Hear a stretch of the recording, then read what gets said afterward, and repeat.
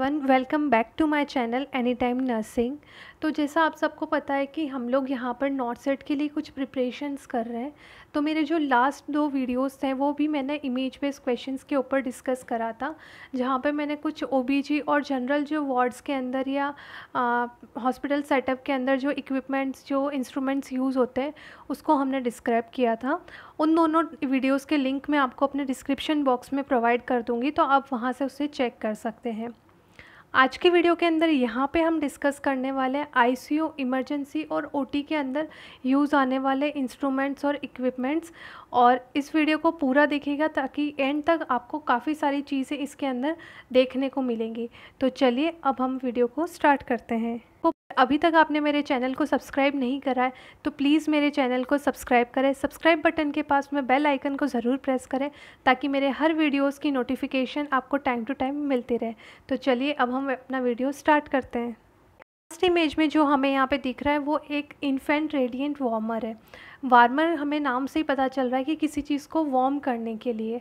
तो ये कहाँ पे यूज़ होता है? मोस्टली ये लेबर रूम के अंदर यूज़ किया जाता है।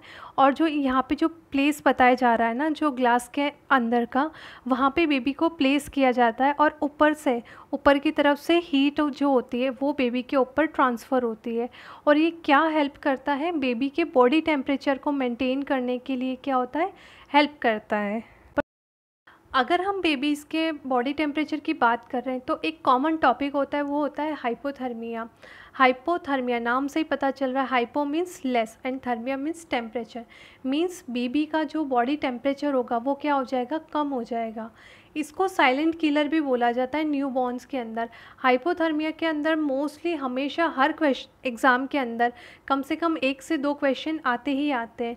जो वार्मर है वो अभी लास्ट टाइम 2019 का जो एम्स का कंबाइन एग्ज़ाम हुआ था उसके अंदर उसके बारे में पूछा गया था। तो यहाँ पे हम उसके स्टेजेस देखते हैं। हाइपोथर्मिया की 3 स्टेज होती है। फर्स्ट होती है कोल्ड स्ट्रेस या माइल्ड स्टेज, जहाँ पे टेम्परेचर होगा 36 डिग्री से 36.4 डिग्री सेल्सियस तक।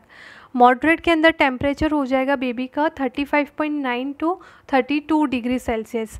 और सीवियर स्टेज के अंदर क्या होता है कि बेबी का temperature less than 32 degree Celsius हो जाता है।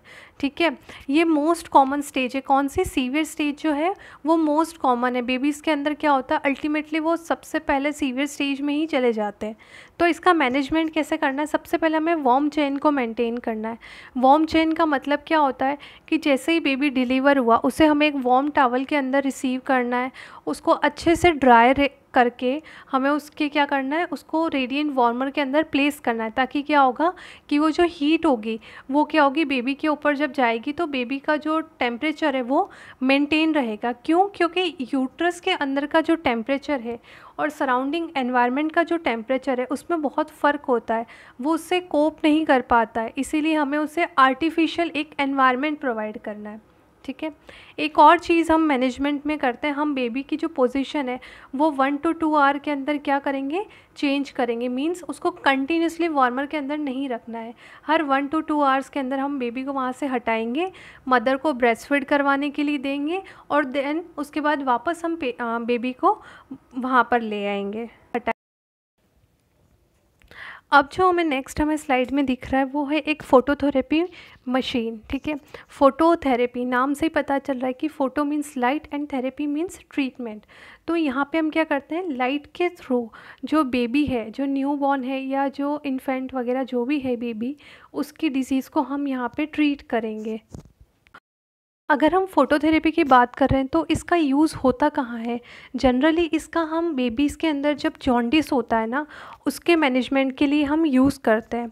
अब कौन सी लाइट यूज़ करते हैं हम इसके अंदर? मोस्टली 2 तरह की लाइट यूज़ करते हैं, blue light and white light. और टोटल कितनी? 4 to 8 लाइट्स होती है। मीन्स 4 अपर साइड में होंगी, 4 लोअर साइड में होगी। ठीक है, और इन दोनों से अगर देखा जाए तो अफेक्टिव कौन सा है? ब्लू ज़्यादा अफेक्टिव है। ठीक है, डिस्टेंस, यहाँ डिस्टेंस की बात क्या हो रही है कि बेबी और जो लाइट है उसके बीच में कितना डिस्टेंस है, तो कितना डिस्टेंस होना चाहिए? 45 to 70 सेंटीमीटर। ये क्वेश्चन 2018 दिल्ली एम्स के अंदर आया हुआ है। ठीक है, नेक्स्ट हम देखते हैं नर्सिंग रिस्पॉन्सिबिलिटी। क्या रिस्पॉन्सिबिलिटीज़ होती है अगर किसी बेबी को फोटोथेरेपी के अंदर रखा गया है? सबसे पहले हर 2 आवरली क्या करना है? बेबी को ब्रेस्ट फीडिंग करवाना है। ठीक है, मतलब उसको उसकी मदर के पास हर 2 आवरली रखना है। सेकंड, अगर लाइट है मींस क्या हो रहा है, टेम्परेचर बढ़ रहा है बेबी का, तो टेम्परेचर बढ़ेगा तो हमें किस चीज़ का ध्यान रखना है, उसकी फ्लूइड और इलेक्ट्रोलाइट्स का, कैसे आईवी फ्लूइड वगैरह हम वो देंगे उसको। और थर्ड और मोस्ट इम्पॉर्टेंट चीज़ होती है कि हमें उसकी आई और जेनाइटल पार्ट जो है उन दोनों को क्या करके रखना है, कवर करके रखना है, क्योंकि वो आगे जाके क्या करवाते हैं, कॉम्प्लिकेशंस करवा सकते हैं। ठीक है, तो अगर हम कॉम्प्लिकेशन की बात कर रहे हैं तो एक कॉम्प्लिकेशन जो सबसे बड़ा होता है फोटोथेरेपी से, वो कौन सा होता है, वो होता है ब्रॉन्ज बेबी सिंड्रोम। ठीक है, ब्रॉन्ज बेबी सिंड्रोम जैसा है उसका मतलब क्या होता है। नेक्स्ट जो हमें स्लाइड दिख रही है वो क्या है, वो है इंक्यूबेटर। ठीक है, ये इंक्यूबेटर्स जो होते हैं ना, ये भी क्या होते हैं, बेबीज़ के लिए यूज़ किए जाते हैं। इसमें क्या होता है कि ये जो इंक्यूबेटर के अंदर का जो टेम्परेचर होता है वो एक्चुअली ऐसा बनाया जाता है कि बेबी के जो सॉरी मदर का जो यूट्रस का एनवायरनमेंट है वो और इंक्यूबेटर का एनवायरनमेंट समवॉट सिमिलर होता है। ठीक है, तो वो बेबी जो वीक होते हैं बाय बर्थ, जो न्यू बॉर्न है अगर बाय बर्थ वीक है, मान लो कि उनका वेट कम है या उनके अंदर कोई अबनॉर्मलिटी है या उनको बाय बर्थ जॉन्डिस है, तो ऐसे सारे बेबीज़ को कहाँ इंक्यूबेटर्स के अंदर रखा जाता है। तो हम स्लाइड्स देखेंगे वो कहाँ पे वो सारे इक्विपमेंट्स कहाँ यूज़ होते हैं, मोस्टली इमरजेंसी या आईसीयू के अंदर यूज़ होने वाले होते हैं। ठीक है, सबसे पहली स्लाइड इसके अंदर जो हम देख रहे हैं वो है एक इन्फ्यूशन पंप। नाम से ही पता चल रहा है कि किसी चीज़ को इन्फ्यूज़ करने के लिए इस पंप का यूज़ किया जा रहा है। जनरली क्या होता है, बहुत सारी ऐसी ड्रग्स होती है जिनका जो कैलकुलेशन होता है, जिनका जो डोज होता है बहुत ही माइन्यूट होता है, जैसे कि 50 मैक्स पर आवर हो गया या फिर 5 ml पर आवर हो गया। तो वो सब वो मतलब कि किसी भी ड्रग को अगर कंट्रोल डोज के अंदर जब हमें देना है तो वहाँ पर हम इन्फ्यूशन पंप का यूज़ करते हैं। ठीक है, तो अगर हमें इन्फ्यूशन पंप की बात करें तो हमें कुछ ड्रग कैलकुलेशंस के बारे में भी पता होना चाहिए कि कैसे हम डोज को कैलकुलेट करते हैं, कैसे हम रेट को कैलकुलेट करते हैं।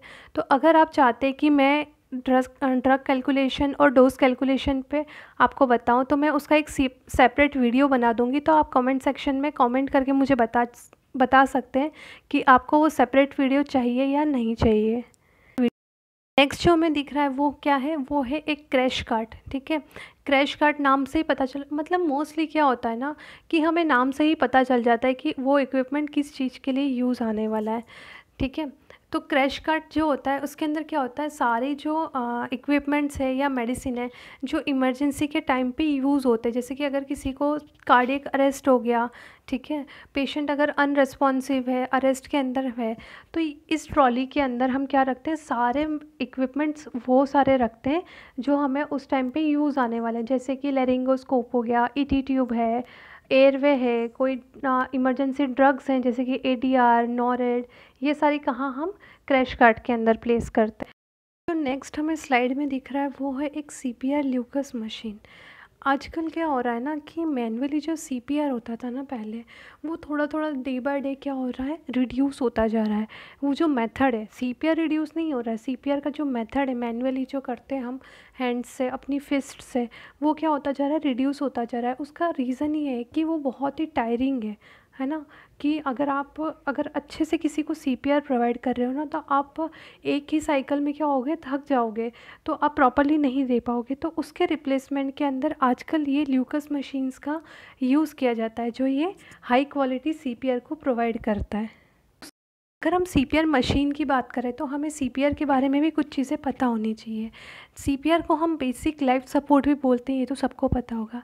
इसके अंदर जो मैन्यूवर हम यूज़ कर रहे हैं वो क्या होता है, हमेशा CAB, पहले ABC होता था बट अभी CAB, मतलब सबसे पहले circulation, then airway and then breathing. ठीक है, ये बहुत ही ज़्यादा इम्पॉर्टेंट है।